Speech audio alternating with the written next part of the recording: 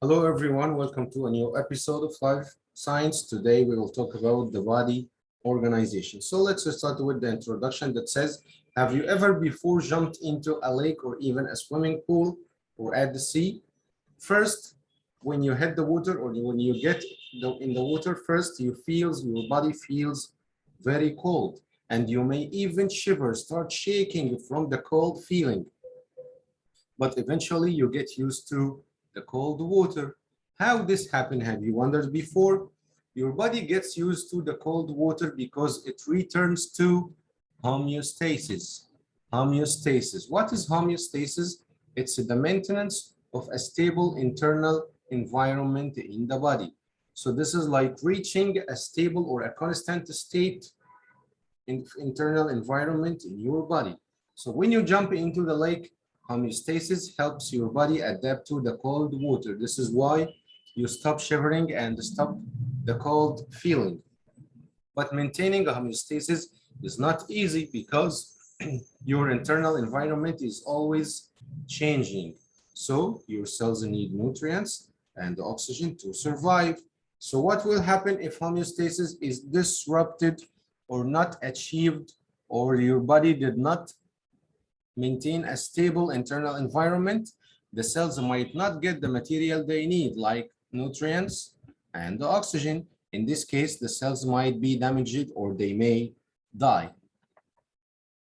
Your cells must do many jobs to maintain homeostasis, but will each cell of your body do all the jobs? No, each of your cells does not have to do all of those jobs.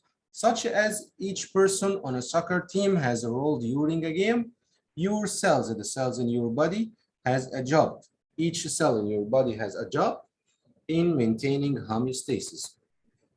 The cells are organized into groups, and for sure you know the definition that says a group of similar cells working together, they form a tissue.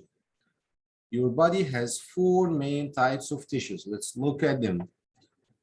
Number one, epithelial tissue. Number two, nervous tissue. Three, muscle tissue. And number four, connective tissue. So these are the four kinds of tissues that we can find in our body: epithelial, nervous, muscle, and connective tissue. Let's see. Epithelial tissue. Epithelial tissue. The epithelial tissue covers and protects the underlying tissues. So this is like the covering on top of all other tissues. It covers and protects the underlying tissues, the tissues that lie beneath. When you look at the surface of your skin, you see epithelial tissue. The cells form a continuous sheet around the body, for example. And these are different types of epithelial tissue. The second tissue is the nervous tissue. Nervous tissue sends electrical signals through the body.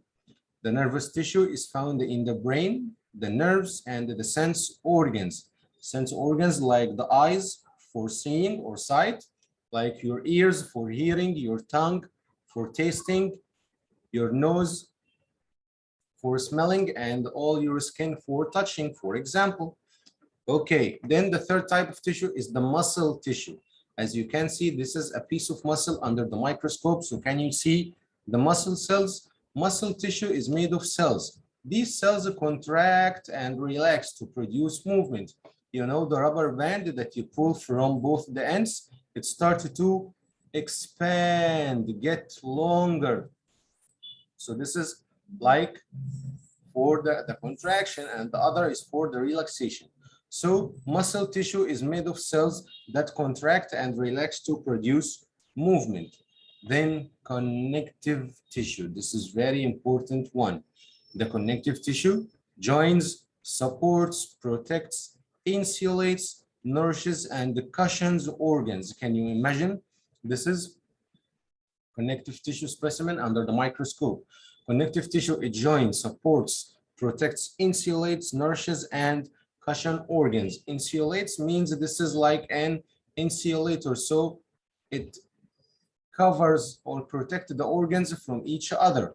Also nourishes means it provides food and the nutrients for the organs. Cushions here mean cushions is the word the cushion itself is like a pillow, but in this case it means that it covers each organ and protect it from other surrounding organs. Connective tissue also keeps organs from falling apart. This is very important. So in other words, we have another definition for homeostasis. This is the maintaining of a constant internal state in a changing environment. Like what? Like the human body temperature, it is 37 degrees centigrade. So in summer, when the temperature outside is about 45 degrees centigrade, also the human body temperature still 37. In winter, when it drops to 10 degrees centigrade, also the human body temperature is still 37 degrees centigrade. Also, the term tissue. Tissue is a group of similar cells that perform a common function, like the 4 tissues that we studied. Okay, then tissues form organs. One kind of tissue alone cannot do all of the things that several kinds of tissues working together can do. So, for example, the nervous tissue cannot do the work of the connective tissue and the muscle tissue and epithelial tissue. Okay, so 2 or more tissues working together, they form an organ. Your stomach, which is an organ, uses all 4 kinds of tissues that we discussed before to carry out digestion. So let's see how this happens. Organization of the stomach. The stomach is an organ. Yes, this is a group of tissues working together to perform a specific function. The 4 kinds of tissue work together so that the stomach can carry out digestion. Let's see. The first one is the epithelial tissue. Epithelial tissue, it lines the stomach from inside. So this is like the internal lining of the stomach. Then the muscle tissue, layers of muscle tissue breaks up and mix the stomach content. So these muscles contract and relax in order to mix the food that is inside the stomach with the acids of the stomach. The nervous tissue in the stomach is partially controls the production of acids that help or aid in digestion of food. So nervous tissue signals also the stomach when the stomach is full. So what tells you to stop eating? What tells you the feeling that you are already full? You cannot eat anymore. This is the nervous tissue in the stomach. Also, blood and the other connective tissue called collagen are found in the wall of the stomach. So these are the 4 kinds of tissues working so that the stomach can carry out digestion. So again, an organ is a collection of tissues that carry out specialized function in the body. From organs to organ systems, or organs form organ systems. Your stomach does a lot to help you digest your food, but the stomach does not do it all. Yes, for sure, the stomach works with other organs like the small intestine and the large intestine to digest your food. So again, the organs that work together make up an organ system. Your body has 11 major organ systems that work together to maintain homeostasis, the stable internal environment of the body. For example, the cardiovascular system. The cardiovascular system, which includes the heart, blood, and the blood vessels, works with the respiratory system, which you know that includes the lungs. So what happened? How they work with each other? The cardiovascular system picks up oxygen from the lungs and it carries oxygen to the cells of your body. Then these cells produce carbon dioxide, which the cardiovascular system returns to the respiratory system, which expels the carbon dioxide out of the body when you exhale. Okay, Then here are the 11 organ systems of our body. The first one is the integumentary system. The integumentary system, your skin, hair, and nails protect the tissue that lies beneath them. This is the part of the integumentary system. Then we have the muscular system. This is the system of the muscles. Your muscular system works with the skeletal system to help you move. Then we go to the skeletal system. It provides, or the bones of your skeletal system provide a frame to support and protect your body parts. Imagine that your body without bones. In this case, you will not stand upright like this one right here. So the bones, it provide a frame to support and protect the body parts. Then the fourth organ system is the cardiovascular system. Cardiovascular system. Your heart pumps blood through all of your blood vessels. Your heart pumps blood through all of your blood vessels.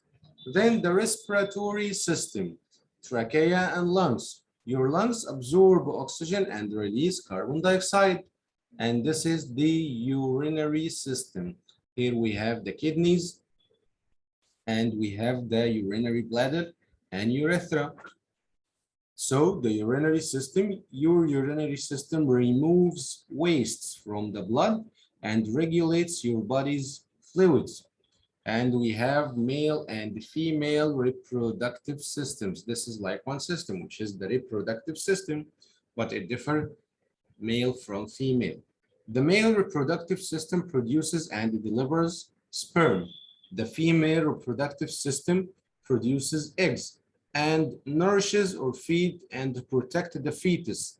Fetus is the embryo, the child inside its mother's body. Okay. Then we have the nervous system, the brain, the spinal cord, and all the nerves.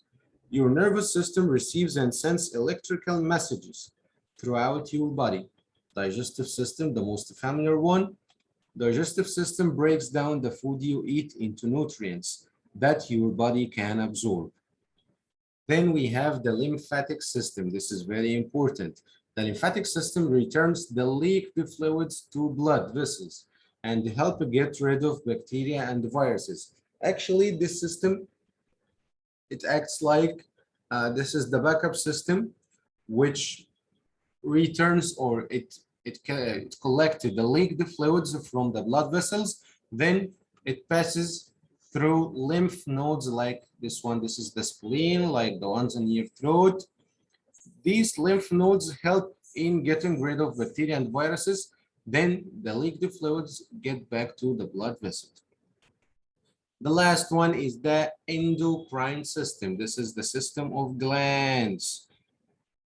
The endocrine system, your glands send out chemical messages that change the response of your body. Ovaries and testes are part of the endocrine system. And here we come to the end of our session for today. Hope this part is understood. Thank you guys and goodbye.